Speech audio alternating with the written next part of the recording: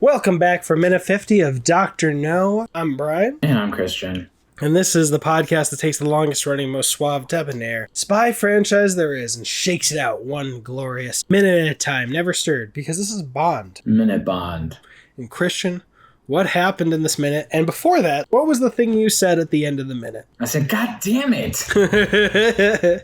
Because, again, we are left in a very suspenseful minute, and we don't get to find out for another week. And that really pisses me off. But it's okay, because I'll forget all about this show and this podcast, and then it's Wednesday, and I'm like, oh shit, I get to find out today what happened. Woohoo! It's a coping mechanism.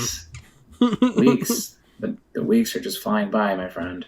And if you want to see some extra special features, go over to the Patreon. Pledge even just a buckaroo. We're going to have other things behind the scenes, like we're going to be looking at this article that talks about how Dr. No affected the entire landscape of the film industry. And we'll also be looking at 1-star reviews for Dr. No and laugh about them. Ha ha ha!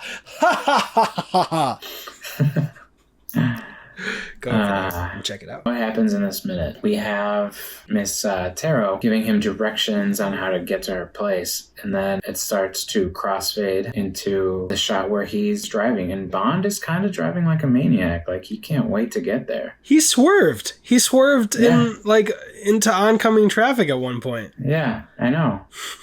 He's like over here daydreaming about her, and loses track of where his fucking car is.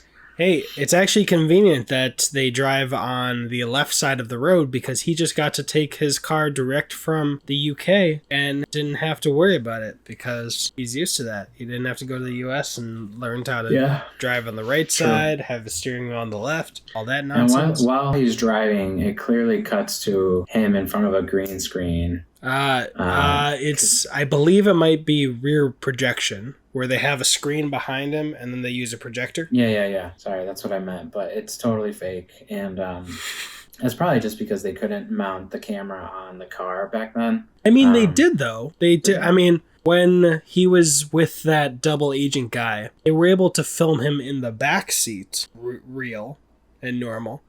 But that's because it looked like the cameraman was in the passenger seat. Yeah, you're right. Yeah.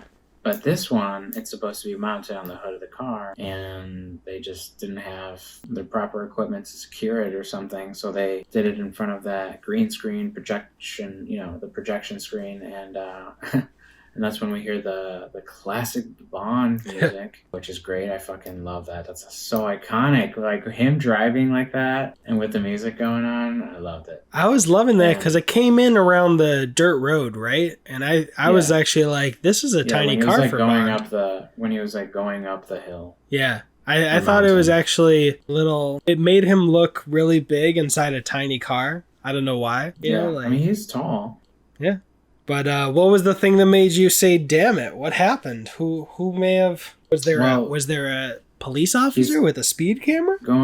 He's going around a curve, and then we see a car pull out and start to follow him, and...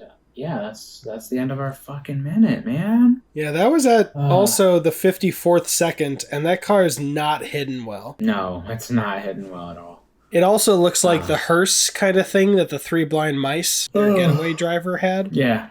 Yeah, it does look like an awkward, like a longer car, right? I mean, but that's right. literally the car that was the getaway vehicle for the Three Blind Mice when they killed Streetwise. Yeah, I didn't even think about that. You're right. Also, another thing, two things. One, at 29 seconds, he's going past like a coal plant that kind of looks like a concentration camp in itself with like some of the higher up perches or whatever. But then before that, I was just laughing at the fade from her to his car because it's like the days before Google Maps and Waze. Woof. Yeah, right. How could you make even a left survive? Here, and then you keep going past this, and then you make a right here, and then you keep going around this corner, and then when you see this, you make a left, and dude, that I was sucks. Great at reading a paper map back in the day when I would go on road trips with my mom. But then I remember even MapQuest. I remember MapQuest being a pain because I would have to keep paying attention to the instructions, maybe print them out. Yeah. And if I screwed up, I'd have to get off and find an address to make a new starting address. But anything else for this minute? No, man. I'm really upset that we don't get to find out what happens until next week. But All right. that was a really good minute. I think, all right, let's do predictions. What do you think is going to happen in the next minute? So he's definitely going to be... My camera might die at any second.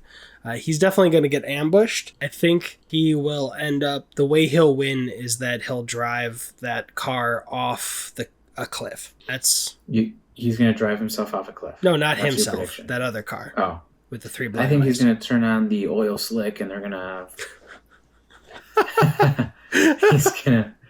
They're going to swerve off the cliff. I think if they were going to have an oil slick, they would have had a Q branch thing in the beginning of the movie. But what do you think? What do you think is going to happen? No, I think he's going to find a way to have them swerve off of the mountain. I don't think he's going to shoot back at them. Maybe. I don't think they'll start shooting in the car. I think they'll start shooting. Maybe. Yeah, maybe you're right. If it was a more modern movie, I would think one of the people in the car would jump over to his car. Yeah. And they'd have a little fight in there.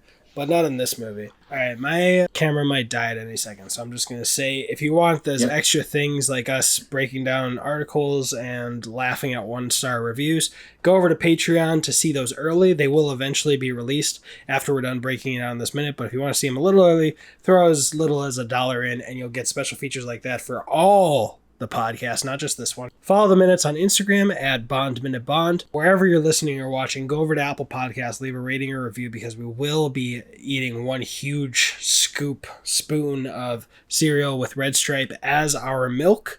And we need at least 5 of those to take on that challenge, but there's no limit to how many scoops or spoonfuls we'll eat of that nastiness. And if you're on video, like, subscribe, and check out the other Minute podcast. That's it. Let's finish this outro. What's your name, sir? My name is Christian. My name is Brian. And that was money. Every penny of it. And the camera didn't die. Huzzah! Nice.